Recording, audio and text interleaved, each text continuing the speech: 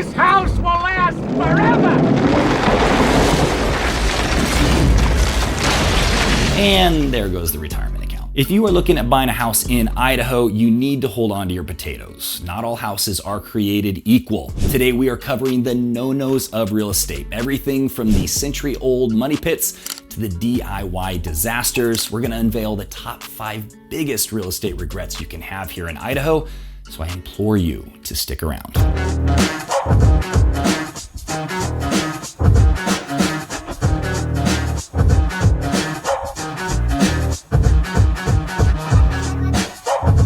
Now, I've been in this area for 32 years. I used to be a cable guy in my early 20s, then an alarm installer, and years back got into real estate, so I've been in thousands of homes. I've been in attics and crawl spaces.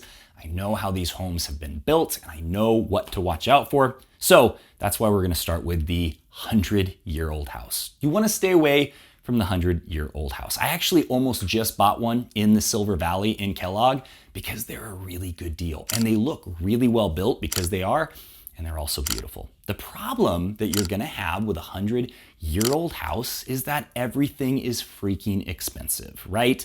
If you need to replace a roof on a 2,000 square foot house, you're averaging about $12,000. To paint the exterior, about $6,000. Interior, anywhere from $8,000 to $10,000. Now we haven't even touched on the plumbing and the electrical. The plumbing in older homes, you're gonna have lead pipes that are not gonna be great. You're gonna wanna replace those. That's gonna be expensive. For electrical, you could have knob and tube electrical. That is very dangerous. We stopped using that for a reason. Tom Hanks knows. Just know when you're looking at that 100-year-old house that just reminds you of the old movies and it's so cool and there's all the wood floors and the special features, it's going to nickel and dime you. It's gonna cost a lot to repair and to remodel that home, so just be ready for that. Now this next one is gonna be a bit of a buzzkill for some people, especially the people who've been living in the city and are thinking, I'm gonna move to Idaho, I'm gonna live in the middle of nowhere, and it's gonna be great. Well, not so much. I would never buy a house that is 45 minutes or more away from a major store. Now, it seems like a good idea when you're first looking at it, but the thing you need to know is Idaho gets adverse weather. We have all 4 seasons here. It doesn't matter where you live. You're gonna get some snow. You might get a lot of snow. So that 45 minutes can turn into an hour and a half if the weather is really bad. It's also harder to find buyers for a home that is that far away. I would say 90% of the people that reach out to us would never consider a home that is 45 minutes away from a major store or town. So when it comes to reselling that house, you now have a smaller pool of people that you're gonna try to sell it to, which means you have to be lowering that price until you can finally talk somebody in to getting the house where banjo music is playing in the woods all the time. I'm kidding about that. It's not like that up here. You're also gonna experience increased cost for services. If you need to have somebody come out to do your roof, your HVAC, plumbing, electrical, alarm system, pretty much anybody who needs to come out, including cleaners, anything, you're gonna have to compensate them for that hour and a half round trip. Being in security and cable, I saw that. People got charged more if they lived out a certain distance because the company has to pay those employees. So the costs will keep going up when you live somewhere that far away. And something that a lot of people don't even think about is you're gonna have less protection of you and your property when you're that far away from a town or major store. You're not gonna be close to the fire department, you're not gonna be close to a police station, and you're not gonna be near an ambulance. Now, most of the time, you're not gonna need to worry about that. But the moment that you do, and they're like, hey, yeah, we'll be there in about a half hour because we're gonna speed and it still takes us that long, that's when you're gonna realize, ooh, that's not a great option. You might even experience your insurance being more expensive because you're surrounded by woods and they can't get fire department people out there, firemen, there we go, out there to help save your property. So you're gonna have to be more self-sufficient. You're gonna have to take care of yourself, protect yourself, which that can be attractive to some people, but again, that pool is a lot smaller, so you go to resell that house, it's gonna be quite a bit tougher. Now, these are becoming really attractive to some people, but I really wanna warn you from staying away from this. the DIY off-grid house. Now, I know what you're thinking. No, Trent, off-grid is good because the country's going crazy and it's going to be what we need. Sure, in the event that the country collapses, you're going to be king of the hill. But until that time, you are going to be dealing with somebody else's problems. Just remember, if somebody was doing a DIY off-grid house, they only had so much money and they probably didn't know how to calculate it perfectly, so they probably cut corners in certain areas. Even if it looks perfect, there's still gonna be things that you're gonna need to fix because the people who were installing this stuff were not formally trained. They're probably watching YouTube videos. Not that there's anything wrong with that, but when it comes to your entire house and the survivability, because you need to rely on these systems to keep you healthy and warm, do you really want to rely on somebody who just got inspiration and watched YouTube videos to build their own house? Not necessarily. The other issue too, because they are trying to save money, they oftentimes aren't going to pull all the permits. Sometimes they won't pull any permits, which creates a lot of problems. If you're trying to get that house financed and there's not the proper permits that were pulled, good luck. Good luck with that. So now you just shrunk that pool down to whoever can buy that house with cash. There's also the issue of convenience. Now, you would think people who are wanting a off-grid home, they're ready to be self-sufficient and take care of them stuff themselves.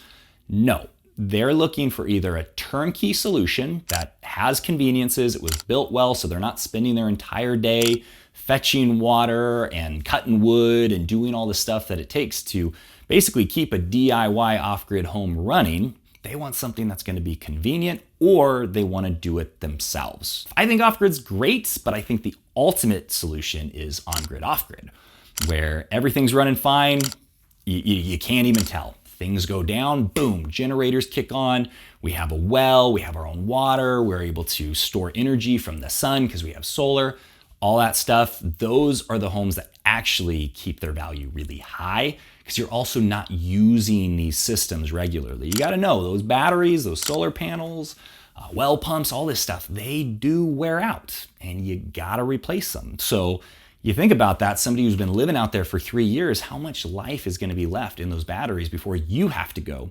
and replace them? So just some things to think about. Personally, I would never buy a DIY off-grid home from somebody else, unless I knew that they really, really knew what they were doing. And if you are serious about buying a house in Idaho and you feel like you need somebody to guide you through that process, that's why my team and I are here. We help people with this stuff every day, so reach out at the phone number or email address listed below. That's enough of the shameless self-promotion.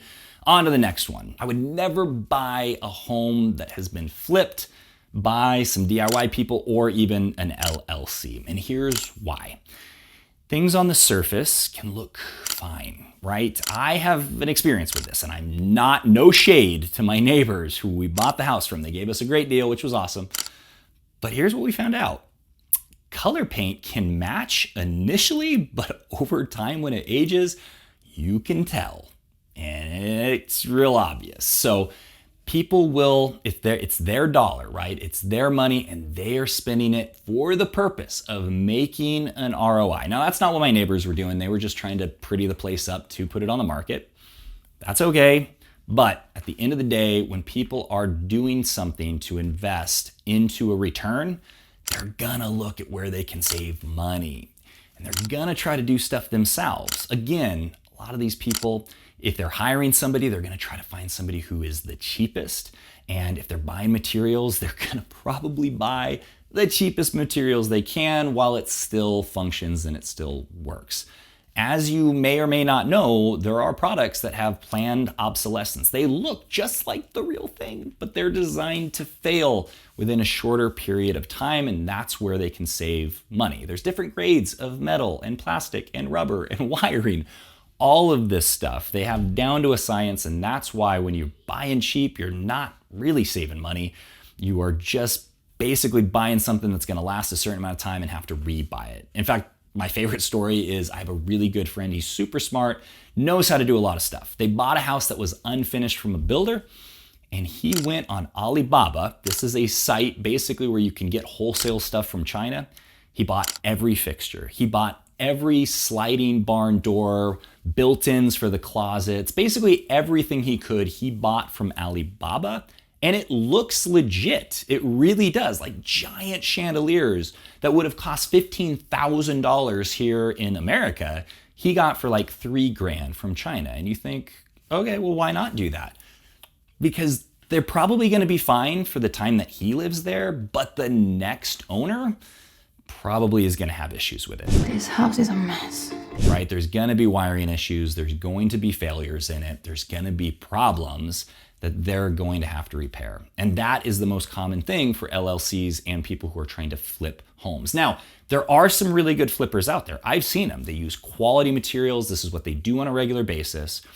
And how you can tell the difference? Ask. Ask for the receipts. Ask for a list of the contractors that they used. If they are unwilling to provide those to you, don't walk, run. I'm not afraid. I'm not afraid. Run, you fool! Run away from those because they're hiding something, right? Again, you can go and get materials super cheap. And just like the paint that my neighbors used, it looked great for 2 years. And then you could tell, oh, they tried to color match and it doesn't match at all. I can see every paint stroke. And this was on the ceiling, the walls. It cost me $7,000. And it wasn't even the entire inside of the house. It was only like the main floor and the upstairs. And so you're not going to be saving any money trying to do that, especially, I got to warn you about this one. Do not go to a home flipper and think, well, I don't have an agent and they're selling it themselves. I'm going to get a great deal. They're going to tell you the most sob story or make you feel really good, act like you're going to be friends because they need to make that sale. I'm awfully sorry. About what? I don't know, actually. Do you want to buy the bed? Make sure that you're working with a quality home flipper if you are buying a flip, or just go buy from somebody who paid a good contractor to come. They've been living in the house for a while and they just remodeled it. To me, those are the best. The older houses that have been remodeled. That was my last house and it was really good bones and they used really good products because they thought they were going to live there forever. Those are the best ones. But again, you can make your own decisions or work with somebody who can help guide you through this. And this last one might be kind of tough to hear for the guys because I know myself, and when I see these things, I'm like, that's what I want. It's a trap. Don't fall for it. Homes with a ton of customization or special features. Things like home theater rooms or giant aquariums or fish tanks or secret rooms or pools in basements or something like that. Again, they can be really cool, but you are now narrowing it down to a particular type of buyer that's going to be into that. Not everybody's into that stuff. It's also really expensive to do those kind of features, especially like home theaters. So if you don't know the equipment they use, you don't know how old it is, you don't know who installed it, you could be walking into an absolute mess. And believe me, it's really expensive to have a technician come out and solve electrical problems for you because you don't know how it was designed, you don't know how it was installed, you don't know the products that were used. And one tip for any buyer looking at any house, get the seller's disclosure. That is where they have to disclose if something is not working. Any adverse material facts that they know about, they have to disclose it. They can tell you when the HVAC unit was last serviced, when the water heater was replaced. All of these things that might end up costing you a lot of money should be disclosed on there. Now, they might not always know. I was in that position when I sold my last house. I didn't know there had been a fire in the HVAC room.